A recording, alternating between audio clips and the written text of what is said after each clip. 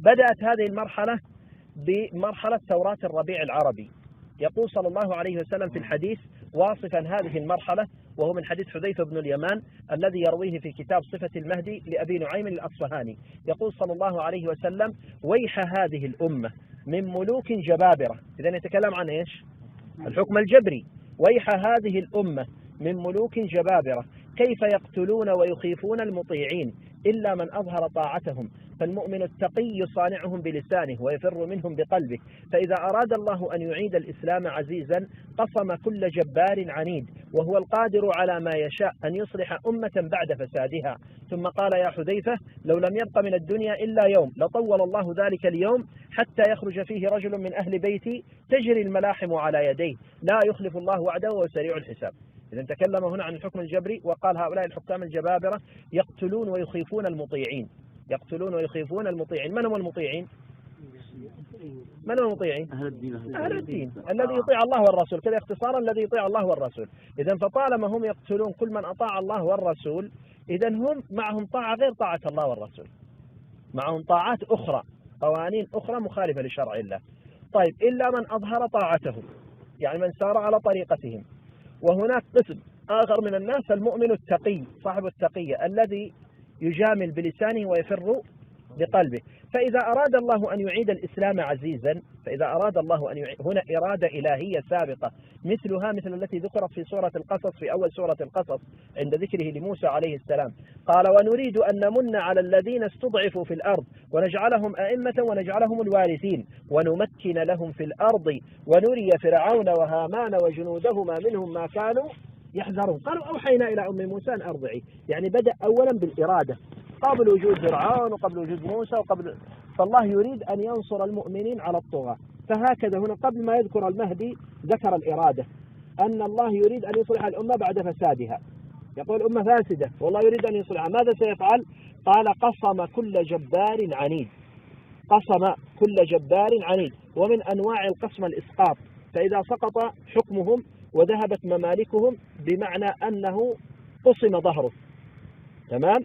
فإذا رأيت الحكام فجأة يتساقطون ودولاتهم تتساقط فاعلم أنها المرحلة الأولى من أجل أن الله يريد أن يصلح الأمة بعد فسادها. بمن؟ قال: يا حذيفة، لو لم يبق من الدنيا إلا يوم لطول الله ذلك اليوم. أن الله سيصلحها بخروج الإمام المهدي عليه السلام. تسجيل بس. طيب، الشيء الآخر الذي نتكلم انتبهوا لا تشغلكم. الأمر الآخر أنه نحن رأينا أن الحكم الجبري بدأ منذ ثورات الربيع العربي في عام 2011 بالسقوط. فجأة 4 حكام في سنة واحدة يتساقطون، الشعوب كلها تهيجت. هذه إرادة الله، لا يزايد علينا مزايد يقول هذه عن طريق الغرب، عن طريق أمريكا، عن طريق روسيا، عن طريق أحزاب، عن طريق إخوان مسلمين، عن طريق جماعات أخرى. ليس هناك جماعة استطاعت أن تقوم بهذا، وإنما إرادة الله التي ثورت الشعوب بهذه الإرادة. الله الذي ثورهم بها، وهم لو بنوا على هذا مئات السنوات أنهم يصلون لهذه المرحلة لا يستطيعون أن يصلون إليها. التهيج العام هذا لا يستطيع عليه إلا رب العباد. تمام؟ ولهذا خرج أناس من الشوارع، بوعزيزي في تونس يحرق نفسه فيخرج الشعب يتظاهر. قليل واحدة في مصر تخرج أيضا مظاهرة فيخرج الناس وراءها، إلا وتبعتها ليبيا وتبعتها اليمن وتبعتها سوريا. في أطفال في سوريا، أطفال صغار الذين هيجوا هذه الثورة العظمى، وذكرها الرسول صلى الله عليه وسلم في الحديث. فالمقصود من وراء هذا أن عام 2011 كان يعتبر منعطف تاريخي عظيم للأمم كلها. عام 2011 أشار إليه في رواية الحديث. نحن سنتجاوز قضية الأحاديث الصحيحة والضعيفة إلى بعض المصطلحات الحديثية أذكرها لكم. أن الحديث الصحيح لابد أن نعتقده قبل وقوعه وبعد وقوعه، يعني من قبل أن يقع. طالما الحديث صحيح نعتقد على أنه لابد أن يقع هذا الأمر. معي أحاديث صحيحة تذكر المهدي، إذا خلاص أقول جزما وحتما أن المهدي سيخرج. أحاديث تذكر الدجال والحديث صحيح، أقول جزما وحتما أن هناك واحد يقال له الدجال سيخرج. فهمتم هذا الكلام؟ الحديث الضعيف في الأصل أنه يستأنس به في هذه الأمور المستقبلية، فضائل الأعمال يستأنس به، يعني يذكر للذكر وللمدارسة للمكاتبة كمثل ما فعل سلفنا، لكن لا لا يعتقد به. يعني مثلا يذكر حادثة أنها ستقع في مستقبل الزمان، نقول الله أعلم الحديث ضعيف، ربما يقع ربما لا يقع لضعف الحديث. لكن لو وقع في الواقع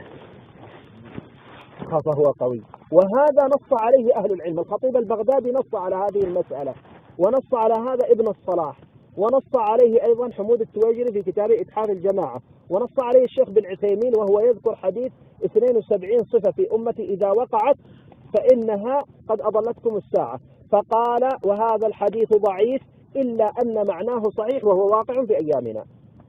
وعلى هذا جرى كثير من أهل العلم أنها إذا وقعت في الواقع فإن الواقع يصحح متن هذا الحديث وليس السند، يظن السند ضعيف لكن المتن صحيح، الواقع صحيح. تمام. ولهذا أنا سأتكلم عن وقائع سواء كان الحديث صحيح أو ضعيف، واقعة قد وقعت عندي. فعام 2011 في كتاب الفتن لنعيم بن حماد يقول اجتماع الناس على المهدي سنة 400 بحساب العجم لا بحساب العرب. يعني أول مرحلة تقودكم حتى تجتمعون على المهدي ستبدأ من سنة 400. ضع رقم 4 وضع بعده 200. هي 2004 هي قراءتين تقرأ 4 و200 بمعنى 204 أو 400 تضع رقم 4 وبعده 200 تصبح 2004. قال بحساب العجم، حساب العجم يعني الحساب الميلادي وليس الحساب الهجري، والحساب الميلادي إذا قلنا 204 فإنه قبل عهد رسول الله صلى الله عليه وسلم، فإذا ليس هو هذا المقصود، إنما المقصود التاريخ الثاني الذي هو 4 وتضع بعده 200 يصبح 2004. انتبهتم لهذا؟ عام 2004 يقول ستبدأ الأحداث. طيب التاريخ الميلادي قد غير قبل 500 سنة. قبل 500 سنة خرج رجل يسمى الجرجري، خرج وعدل في التاريخ وقدمه 7 سنوات، وهذا موجود لمن يتابعون الجوجل والانترنت، يكتب تاريخ الجرجري المقدم 7 سنوات وسيخرج الأبحاث فيه كاملة. غير التاريخ وقدم 7 سنوات وعممت وأصبح هذا التاريخ الذي نحسب به اليوم مقدم 7 سنوات. الدولة الوحيدة التي رفضت أن تغير هي أثيوبيا. أثيوبيا لأنها نصرانية أرثوذكس محافظين على قضية التاريخ الميلادي عندهم، قالوا لا يبقى التاريخ على ما هو عليه، فاستمروا على تاريخين، والعالم كله غير تاريخ 2004 ولما إلى يومنا نعم. أي نعم الحساب يعني على حسابه. طيب عام 2011 نقص منه 7 سنوات 2004 خرجنا على نفس الأثر. إذا أحداث الثورات العربية اللي هي عام 2011 بالتاريخ المغير وتعادل 2004 بالتاريخ الحقيقي هي الأحداث التي ستقودنا إلى خروج الإمام المهدي، هكذا يقول. ولهذا أنا أسألكم الآن، هل الأحداث عندنا في اليمن هنا هدأت من بعد الثورة من بعد عام 2011؟ معنا رئيس اليوم من سيء لا أسوأ. صح تمام، في يوم هذا تمام. طيب هل معنا في تونس هل الوضع تحسن؟ في ليبيا، في مصر، في الشام، سوريا، في العراق، كلها على ما قال الأخ من سيء إلى أسوأ، تغيرت الأمور. طيب يقول هذه ستتحول بهذا الشكل حتى يخرج الإمام المهدي عليه السلام.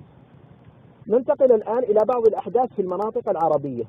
في سوريا يقول عن سعيد بن المسيب رضي الله عنه يقول ستكون بالشام فتنة أولاها لعب الصبيان، ستكون بالشام فتنة أولاها لعب الصبيان، كلما سكنت من جانب طمت من جانب آخر فلا تتناهى، ويطلبون المخرج فلا يجدونه، حتى ينادي مناد من السماء يسمع أهل كل لغة بلغتهم، يعم أهل الأرض جميعا، ألا إن أميركم فلان فذلكم المهدي حقا فذلكم المهدي حقا فذلكم المهدي حقا. طيب نأخذ هذا الأثر ما معناه. يقول ستكون الأحداث التي تنتهي بخروج المهدي أول ما تقع في الشام ستبدأ بلعب صبيان. انظر نحن قبل قليل كنا نتكلم أن تاريخ 2004 هو بداية خروج المهدي عليه السلام. سننظر الآن إلى الشام، هل الفتنة هذه التي وقعت منذ عام 2004 الذي هو 2011 هل بدأت بأطفال صغار يلعبون؟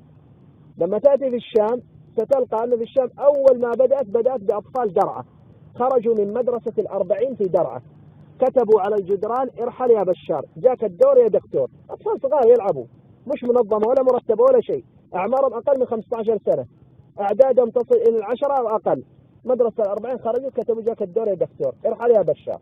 يعني كانوا يتابعون الظاهر القنوات الفضائية، ينظرون في مصر يرحل يا مبارك، وفي تونس يرحل يا علي، وهنا عندنا وكذا. عجبهم الحال، قال نحن كمان نسوي مظاهرة من عندنا. أطفال صغار، أتى الأمن السوري قبض عليهم، أخذهم عذبهم، مات بعضهم تحت التعذيب، منهم حمزة الخطيب وثامر وغيرهم، موجودين إلى الآن أفلامهم في اليوتيوب بصورهم وبالأفلام الفيديو. قتل هؤلاء تحت التعذيب بالصعق بالكهرباء إلى غيرها. قام أبهاتهم بعد 8 أيام خرجوا مظاهرة يطالبون بإخراج أبنائهم، يعني ما أرادوا أن يرحلوا بشار، نريد بس أبنائنا، أخرجوا أبنائنا. واجههم الأمن السوري بالسلاح، قتل 8 أنفار. خرجت مظاهرة أخرى واجهها بالسلاح، فاندلعت في كل مكان، كلما تهدأ في جهة تقوم في جهة أخرى. يقول فلا تتناهى، ما هي رايحة تنتهي هذه الفتنة؟ ولو رأينا أن الثورات الأخرى تأخذ قسط من الراحة والهدوء، إلا ثورة سوريا مستمرة في تصعيد مستمر. صح ولا لا؟ تتابعون الأخبار ولا ما؟ طيب، وبعد ذلك ماذا يقول؟ يقول ينادي هذه الفتنة فلا تتناهى حتى ينادي مناد من السماء. يطلبون المخرج، يريدون يتخرجوا أول من هذه الفتنة.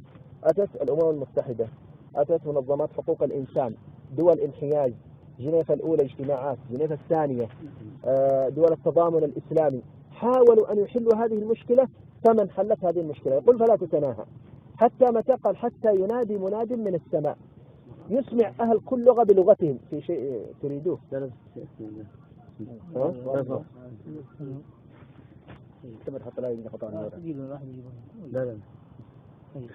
في غيركم سيأتي يعني. لا فلا تتناهى ويطلبون المخرج فلا يجدونه حتى ينادي مناد من السماء يسمع أهل كل لغة بلغتهم ويعم أهل الأرض جميعا. هنا صفة عظيمة جدا في هذا الحديث، وهي أنه يشير إلى الحضارة الحديثة، أن المهدي عليه السلام سيخرج في عهد السيارة والطائرة وفي عهد الإعلام. هنا في هذا الحديث يشير إلى الإعلام.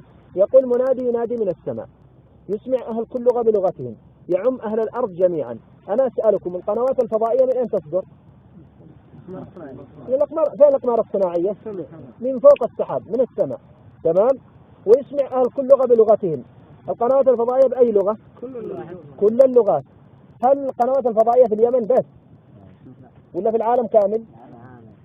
إذن هنا الأثر يشير على أن خروج المهدي سيكون في هذه الحضارة في عهد القنوات الفضائية.